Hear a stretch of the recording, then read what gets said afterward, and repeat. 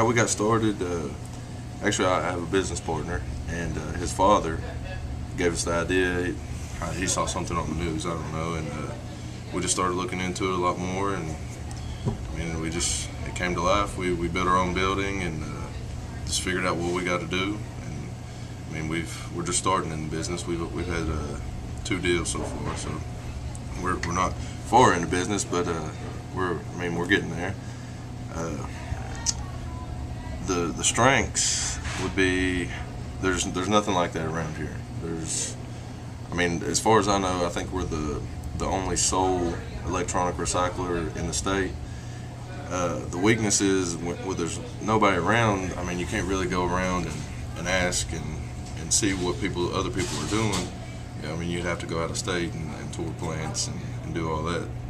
The opportunities in it, like I said, there's nothing like that around here, and there's a chance to build an industry, because I mean, you take the computers and you break them down. There's metals, there's glasses, there's all kinds of stuff, and if we can get our business going well enough to stockpile, all the glass and all the metals, and just piece it out and sell the metals to a metal refinery or a glass refinery to whatever.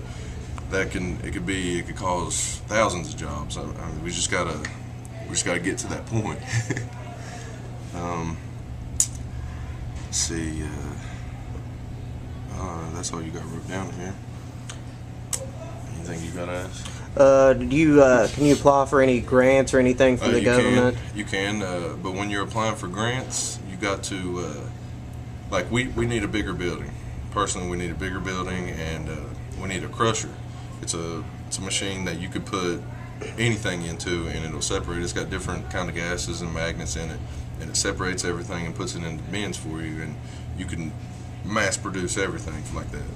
And when you're applying for grants, you got to apply for. You can't just apply for a grant and they give you the money and you spend it however you want. You got to get your grant. You got to have a grant for your building, a grant for a crusher, any separate kind of thing. You just can't take the money and spend it the way you want. So yeah, you can have grants. And who's your partners? The government, private businesses, anybody? It's actually a boy I went to school with all my life. I played football with him. He knows. He's more of the computer kind of guy. He takes care of the technical part, and I handle more of the business kind of part. But he knows what he's doing, and I'm learning as I go. So that's the kind of partner I got. And I guess that's it. Thank you.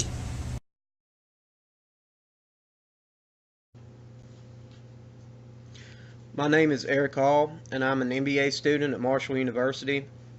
I am doing my presentation on how entrepreneurs can use a SWOT or a TOES analysis to their advantage and help grow their firm. SWOT was created by Albert Humphrey in the 1960s while he was working at Stanford University, and has been used for strategic planning since its creation. SWOT stands for Strengths, Weaknesses, Opportunities, and Threats. SWOT analysis aids with planning, which helps with attaining your goals and tracking your progress. SWOT analysis is helpful to entrepreneurs because it helps you understand your business better. It also helps determine strategies and goals that are attainable. The point of this exercise is to make your organization think strategically. This tool also allows for the stakeholders of the company to have a productive and structured dialogue that can break through assumptions. A SWOT and TOES analysis should produce similar results because they perform the same steps. However, TOES examines the threats and opportunities first.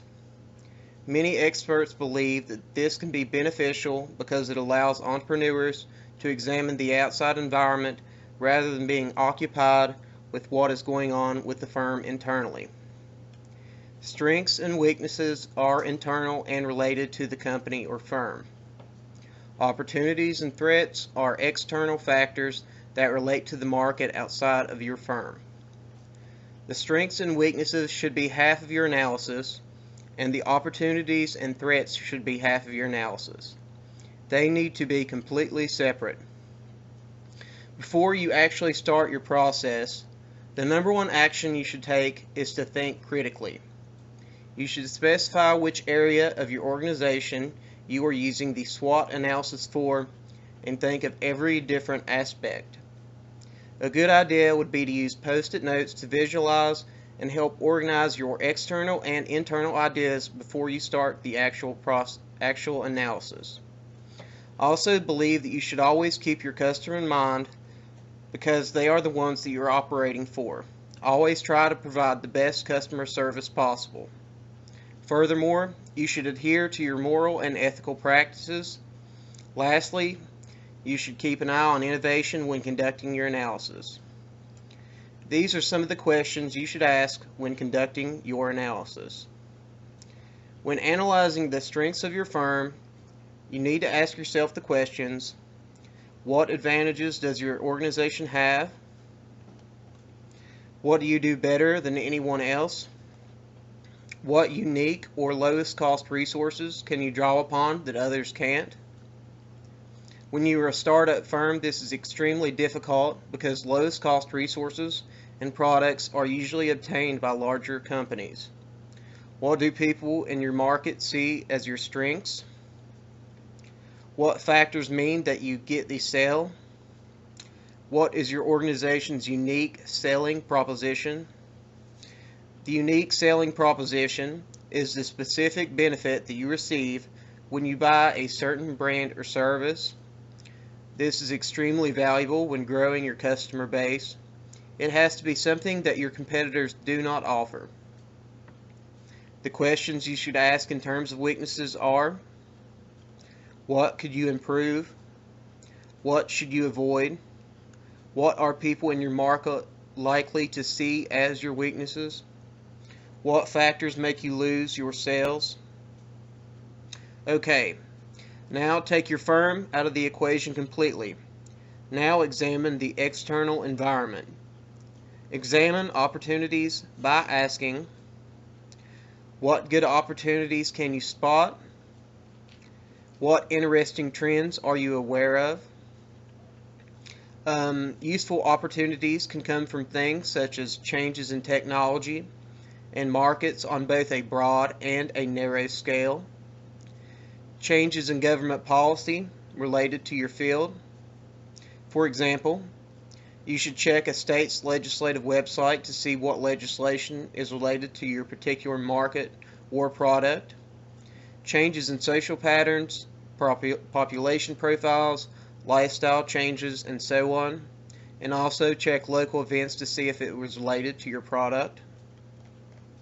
When considering threats, you should ask: what obstacles do you face? What are your competitors doing? Are quality standards or specifications for your job, products, or services changing? Is your changing technology threatening your position? Do you have bad debt or cash flow problems? Could any of your weaknesses seriously threaten your business? I conducted an interview with a small business owner named Todd Terry. He's relatively young, in his early 20s, and has started an electronics recycling company named Operation Green Recycling and Electronics. During our interview, we discussed his SWOT analysis. His strengths were that he and his partner each had different talents and had connections with both the local public and private sectors. They also provided data removal from CPUs and hard drives, which many recyclers do not offer. Their weaknesses were that they didn't have all the material and equipment they needed to maximize their profits. They had numerous opportunities. They are the only private electronic recycling company in their area. Also, laws are becoming more and more conscious about the environment. Their threats were the fluctuations of fuel prices and the raw materials. You can also use a TOES matrix. This matrix pairs together particular factors. You can use a search engine to find a template that can help illustrate your ideas and estimates. You can also pair these together. You can pair together strengths and opportunities. How can you use your strengths to take advantage of the opportunities? You can also pair together strengths and threats. How can you take advantage of your strengths to avoid real and potential threats? Weaknesses and opportunities. How can you use your opportunities to overcome the weaknesses you're experiencing? Weaknesses and threats. How can you minimize your weaknesses and avoid threats? Also, if strengths and weaknesses cannot be avoided, a business should try to minimize them to the best of their abilities. Also, how to conduct the analysis properly. Only accept precise, verifiable statements and do not be vague. Numbers are always better. Examine your particular company's list of factors and prioritize them so that you spend your time thinking about the most significant factors that involve your organization. Integrate your potential actions with the overall strategy formulation process. Apply it at the right level. Use it in conjunction with other strategy tools. For example, the USP analysis. It will help you get a comprehensive picture of the situation that you are dealing with. Also, when you conduct your analysis, be both realistic and rigorous. While the SWOT analysis or matrix is usually used for profit-making businesses, it can also be used in the nonprofit and government sectors which require an objective to be completed. An example of this would be crisis planning. I would like to thank you for watching my video. I would also like to thank Todd for allowing me to interview him about his startup firm.